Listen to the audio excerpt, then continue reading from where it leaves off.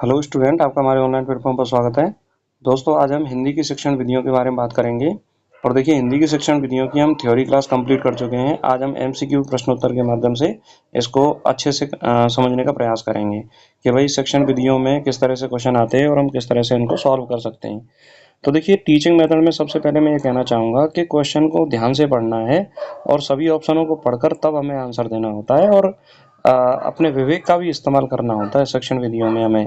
तो इसलिए ज़रूरी नहीं है, देखिए ये क्वेश्चन जो मैं करा रहा हूँ, यह क्वेश्चन जो हम करा रहे हैं वो परीक्षा में ज़रूरी नहीं है, लेकिन इसी तरह के प्रश्न आते हैं और हमें किस तरह से आंसर देना है, इस एमसीक्यू को कराने का यही उद्देश्य है।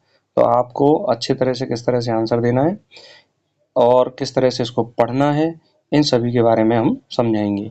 तो जो भी स्टूडेंट शिक्षण विधियों की तैयारी कर रहे हैं, इस चैनल को जरूर सब्सक्राइब करें और अन्य सब्जेक्ट की क्लासेज भी जरूर देखें। तो चलिए, बिना समय गवाए हम पहले क्वेश्चन से शुरुआत करते हैं। पहला क्वेश्चन है, व्याख्यान विधि का प्रमुख दोष क्या है। देखिए, अगर आपसे कभी पूछा जाए कि कौन सी शिक्षण विधि सबसे ज़्यादा प्रयोग में लाई जाती है, तो सबसे ज़्यादा प्रयोग में लाई जाती है व्याख्यान विधि। और सबसे पुरानी विधि भी कौन सी है, व्याख्यान विधि है। व्याख्यान विधि का प्रमुख दोष क्या है, व्याख्यान विधि में समय की बचत होती है, विद्यार्थियों की सक्रियता कम रहती है, ज्ञान का संगठन होता है और कम संसाधन लगते हैं। तो देखिए, बिल्कुल सही बात है कि व्याख्यान विधि में समय की बचत होती है, विद्यार्थियों की सक्रियता कम रहती है, यह भी सही बात है, लेकिन यह इसका दोष है। और ज्ञान का संगठन होता है, बिल्कुल सही बात है, कम संसाधन लगते हैं, बिल्कुल सही बात है, क्योंकि व्याख्यान विधि में तो टीचर को क्या लेक्चर ही तो देना है, तो उसमें इतने संसाधनों की आवश्यकता नहीं होती। तो इसका जो अगर प्रमुख दोष की बात करें तो इसका प्रमुख दोष होगा विद्यार्थियों की सक्रियता कम रहती है, क्योंकि यह विधि क्या है, अमनोवैज्ञानिक है। कैसी विधि है, अमनोवैज्ञानिक। नेक्स्ट है, दूरस्थ शिक्षण विधि का सबसे बड़ा लाभ है। दूरस्थ शिक्षण विधि महंगी होती है, आत्मानुशासन पर निर्भर होती है, समय और स्थान की बाध्यता नहीं होती, शिक्षक विद्यार्थी संवाद अधिक होता है। तो देखिए, लाभ पूछा है, ये क्या पूछ रहा है, लाभ। तो लाभ तो इन ऑप्शन में क्या है, समय और स्थान। दूरस्थ माध्यम से यदि आप शिक्षा ग्रहण करते हो तो आप जहाँ चाहे वहाँ और जिस समय चाहे वहाँ पर पढ़ सकते हो। तो इसका राइट आंसर क्या होगा, समय और स्थान की बाध्यता नहीं होती। तो राइट आंसर इसका क्या हो जाएगा, सी। नेक्स्ट है, भाषा प्रयोगशाला विधि किस पर आधारित है। भाषा प्रयोगशाला विधि किस पर आधारित है, श्रवण एवं वाचन कौशल, केवल लेखन, केवल मौखिक अभ्यास और केवल व्याकरण। तो देखिए, भाषा प्रयोगशाला विधि में क्या होता है कि जो भाषा प्रयोगशाला में बच्चा जाता है और उपकरणों के माध्यम से सुनता है और फिर बोलता है, तो वर्तनी का उसमें क्या होता है, सुधार होता है और भाषा को वो सीखता है। तो इसमें श्रवण चाहिए और वाचन कौशल की क्या है, आवश्यकता होती है। तो भाषा प्रयोगशाला विधि श्रवण एवं भाषा वाचन कौशल पर आधारित होती है। तो इसका राइट आंसर आपका क्या हो जाएगा, ए। क्या रहेगा इसका, ए। अगला क्वेश्चन है, उपकरण विधि में किसका उपयोग नहीं किया जाता है। उपकरण विधि में उपकरण का प्रयोग किया जाएगा, तो कौन सी चीजें जिसका नहीं किया जाता, चार्ट, ब्लैक बोर्ड, चित्र और मौखिक व्याख्यान। तो देखिए, चार्ट, ब्लैक बोर्ड, चित्र ये सब उपकरण हैं, लेकिन मौखिक व्याख्यान जो है उपकरण विधि में प्रयोग में नहीं लाई जाती। तो इसका राइट आंसर पर क्या हो जाएगा, डी। क्या रहेगा, डी। अगला क्वेश्चन है, समवाय विधि में मुख्य बल किस पर दिया जाता है। देखिए, समवाय विधि का अन्य नाम क्या होता है, सहयोग विधि। क्या नाम होता है, सहयोग विधि। तो पहला ऑप्शन है, शिक्षक की सक्रियता, शिक्षक विद्यार्थी सहभागिता, मौन पाठन और अनुवाद। तो देखिए, जब तक शिक्षक और विद्यार्थी की सहभागिता नहीं होगी तो हम उसे समवाय विधि नहीं कहेंगे। तो सहयोगात्मक रूप से छात्र को ज्ञान प्रदान करना ही क्या कहलाता है, समवाय विधि कहलाती है। तो इसमें राइट आंसर आपका क्या हो जाएगा, बी। क्या रहेगा, बी। नेक्स्ट है, दल शिक्षण विधि में कक्षा को किस प्रकार बांटा जाता है, अध्यायवार, छोटे छोटे समूहों में, व्याकरणिक नियमों में, अभ्यास पुस्तिकाओं में। तो देखिए, दल शिक्षण विधि में थ्योरी की क्लास हमने कंप्लीट करा रखी है, उनको जरूर देखिए, क्योंकि जब तक आप थ्योरी नहीं पढ़ोगे तब तक क्वेश्चन को भी आसानी से नहीं कर पाओगे। दल शिक्षण विधि में मैंने आपको बताया था कि छात्रों को छोटे छोटे समूहों में बांटकर कार्य दिया जाता है और उनको मार्गदर्शन किया जाता है।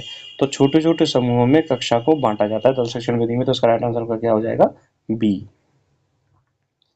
अगला क्वेश्चन है, ध्वन्यात्मक विधि में क्या सिखाया जाता है। देखिए, सारी विधियां मैंने थ्योरी क्लास में कंप्लीट करा रखी हैं, तो थ्योरी क्लास को देखना बहुत जरूरी है, तभी आप इन क्वेश्चनों को अच्छे से कर पाएंगे। और इसी तरह से क्वेश्चन प्रैक्टिस चलती रहेगी लगातार आपकी। तो यदि आपको अच्छे से क्वेश्चन प्रैक्टिस करनी है तो थ्योरी क्लास जरूर देखनी है। लेखन कौशल, शुद्धोच्चारण, निबंध लेखन और मौन पठन। देखिए ध्वन्यात्मक विधि में शुद्ध उच्चारण सिखाया जाता है। क्या सिखाया जाता है? शुद्ध उच्चारण। कि भाई ध्वनि बोलकर चीजें जब सिखाई जाएगी तो उच्चारण क्या होगा? शुद्ध होगा। तो इसका राइट आंसर आपका क्या हो जाएगा? बी। अगला क्वेश्चन है, वाचन विधि का मुख्य उद्देश्य है, मतलब बोल बोल कर पढ़ना, बोल बोल कर बच्चों को पढ़ाना, उच्चारण सुधारना, पढ़ने और अर्थ ग्रहण करने की क्षमता बढ़ाना, नियम याद कराना और भाषा प्रयोग करना। तो देखिए वाचन विधि का जो मुख्य उद्देश्य है, अब इसमें देखिए कंफ्यूजन होगा, उच्चारण सुधारना और पढ़ने और अर्थ ग्रहण करने की क्षमता का विकास करना। तो इनमें मोर बेटर जो आंसर होगा वह होगा पढ़ने और अर्थ ग्रहण करने की क्षमता को बढ़ाना। वाचन विधि का मुख्य उद्देश्य होता है। तो इसमें राइट आंसर क्या है? बी। नो डाउट वाचन विधि से उच्चारण सुधरता है, लेकिन ज्यादा यदि सार्थक आंसर की बात करें तो पढ़ने और अर्थ ग्रहण करने की क्षमता को बढ़ाना। तो इसमें राइट आंसर क्या हो जाएगा? बी। नेक्स्ट है, रसास्वादन विधि विशेष रूप से किस विषय के लिए उपयोगी है? व्याकरण, साहित्य और काव्य, अनुवाद और श्रुत लेखन। तो देखिए रसास्वादन विधि जो है वो अब देखिए रस का जो प्रयोग किया जाता है वो किस में किया जाता है? साहित्य में किया जाता है, काव्य में किया जाता है। तो यह विधि किसके लिए उपयोगी है? साहित्य और काव्य के लिए। तो इसमें राइट आंसर क्या हो जाएगा आपका? बी। अगला क्वेश्चन है, व्यतिरेक विधि का प्रयोग किस प्रकार से किया जाता है? देखिए व्यतिरेक विधि में क्या है? नकारात्मक उदाहरण देके ये समझाया जाता है कि क्या करना है और क्या नहीं करना है। समानता दिखाकर, असमानता दिखाकर, केवल उदाहरण देकर और मौन पठन कराकर। तो नकारात्मक उदाहरण देके ये समझाना है कि क्या सही है और क्या गलत है। तो इसमें हम क्या कर रहे हैं? असमानता दिखा रहे हैं। क्या दिखा रहे हैं? असमानता। तो इसका राइट आंसर आपका क्या हो जाएगा? बी। क्या रहेगा? बी। अगला क्वेश्चन है, दंडान्वय विधि में शिक्षा का आधार क्या है? दंडान्वय विधि में शिक्षा का आधार क्या है? पुरस्कार, दंड, श्रवण और अनुकरण। तो देखिए दंडान्वय विधि में जो शिक्षा का आधार है वह है दंड है। क्या है? दंड। अब ये दंड वो वाला दंड नहीं, पनिशमेंट नहीं है, मतलब एक पूरे खंड को पढ़कर और छात्र को समझाना, उसे क्या कहेंगे? दंडान्वय विधि कहेंगे। तो इसका शिक्षा का आधार क्या रहेगा? दंड। नेक्स्ट है, खंडान्वय विधि का प्रयोग किस आधार पर किया जाता है? ये इंपॉर्टेंट है। सकारात्मक उदाहरण, नकारात्मक उदाहरण, अनुकरण और अर्थ और भाव। तो देखिए खंडों का जो अर्थ और भाव के आधार पर छोटे छोटे खंडों में बांटा जाता है खंडान्वय विधि में। तो इसमें राइट आंसर आपका क्या हो जाएगा? डी। क्या रहेगा? डी। अगला क्वेश्चन है, श्रुत लेखन अभ्यास विधि का प्रमुख उद्देश्य है? चित्रकारी, शुद्ध वर्तनी का ज्ञान, मौन पठन और नियम रटना। तो श्रुत लेखन मतलब सुनकर लिखना, सुनकर लिखना। उससे क्या होगा? उसका यदि हम अभ्यास करते हैं तो शुद्ध वर्तनी का ज्ञान होता है। क्या होता है? शुद्ध वर्तनी का ज्ञान। तो इसका राइट आंसर क्या हो जाएगा? बी। अगला क्वेश्चन है, सूत्र विधि को और किस नाम से जाना जाता है? सूत्र विधि क्या होती है कि भाई किसी भी चीज को हमें सीखना है तो पहले उसका सूत्र, फॉर्मूला या नियम पहले सीख लो, तो उसके आधार पर हम उसको क्या करेंगे? उपयोग लेंगे। अन्वय विधि, निगमन विधि, आगमन विधि और श्रुत लेखन विधि।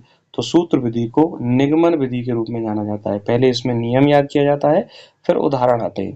तो इसमें राइट आंसर का क्या है? बी। और देखिए ये एग्जाम की दृष्टि से ये क्वेश्चन क्या है? इंपॉर्टेंट है। नेक्स्ट अब हम बात करते हैं, अभिक्रमित अनुदेशन विधि किसने विकसित की? पावलोव, स्किनर, थॉर्नडाइक और ब्लूम। तो देखिए अभिक्रमित अनुदेशन विधि जो है वो स्किनर ने विकसित की थी। तो इसका राइट आंसर क्या है? बी। ये सारी बातें मैं थ्योरी क्लास में आपको कंप्लीट करा चुका हूँ, तो थ्योरी क्लास को देखना बहुत जरूरी है। नेक्स्ट अब हम बात करते हैं व्याख्यान विधि। व्याख्यान विधि अधिक उपयुक्त है छोटी कक्षा में, बड़ी कक्षा में, खेल गतिविधियों के लिए और भाषा प्रयोगशाला में। तो देखिए व्याख्यान विधि का जो प्रयोग है सबसे ज़्यादा बड़ी कक्षाओं के लिए किया जाता है, क्योंकि वहाँ पर लेक्चर के माध्यम से बहुत बड़े टॉपिक्स को भी व्याख्यान के माध्यम से हम आसानी से समझा सकते हैं। तो इसमें राइट आंसर आपका क्या हो जाएगा? बी। क्या रहेगा? बी। अगला क्वेश्चन है, दूरस्थ शिक्षण में विद्यार्थी को क्या करना पड़ता है? शिक्षक पर निर्भर रहना, स्व अध्ययन, केवल अभ्यास, प्रश्न हल करना और अनुवाद करना। तो दूरस्थ शिक्षण में स्व अध्ययन पर बल दिया जाता है। किस पर बल दिया जाता है? स्व अध्ययन पर। तो राइट आंसर क्या आ जाएगा आपका? बी। अगला क्वेश्चन है, भाषा प्रयोगशाला विधि का सबसे महत्वपूर्ण लाभ क्या है? लिखने की क्षमता विकसित होती है, बोलने और सुनने की क्षमता विकसित होती है, निबंध लेखन की क्षमता विकसित होती है और पाठ्य पुस्तक पढ़ना सीख जाता है बालक। तो भाषा प्रयोगशाला विधि में बोलने और सुनने की क्षमता का क्या होता है? विकास होता है। इसका राइट आंसर आपका क्या है? बी। अगला क्वेश्चन है, उपकरण विधि का उद्देश्य है अमूर्त विषयों को ठोस बनाना, केवल व्याकरण पढ़ाना, भाषा को कठिन बनाना और कंठस्थ कराना। तो देखिए उपकरण विधि जो होती है उसमें उपकरणों का इस्तेमाल किया जाता है, तो अमूर्त विषयों को ठोस रूप के उपकरण के रूप में परिवर्तित किया जाता है। तो इसका राइट आंसर पर क्या हो जाएगा? ए। क्या रहेगा इसका? ए। नेक्स्ट है, दल शिक्षण विधि से किस गुण का विकास होता है? अनुशासन, सहयोग भावना, मौन पठन और रटना। तो देखिए, दल शिक्षण विधि में जब छात्रों को छोटे-छोटे समूहों में बाँटकर सिखाया जाता है, तो छात्र आपस में सहयोगी भावना का क्या होता है? विकास होता है। तो इसका राइट आंसर क्या हो जाएगा? बी। तो ये भी क्वेश्चन क्या है? इंपॉर्टेंट है। तो दोस्तों, 20 क्वेश्चन के माध्यम से हमने हिंदी की शिक्षण विधियों को प्रैक्टिस की और आशा करता हूँ कि ये क्लास आपको अच्छी लगी होगी। यदि आपको ये क्लास अच्छी लगी है तो आप हमें लाइक करें और कमेंट करके बताएं ये क्लास कैसी लगी है। यदि आपकी कोई क्वेरी है तो हमें कमेंट कर सकते हो, और जो भी स्टूडेंट रीट मेंस की तैयारी कर रहे हैं, चैनल को जरूर सब्सक्राइब करें और हमारे साथ बने रहें। नमस्कार, धन्यवाद।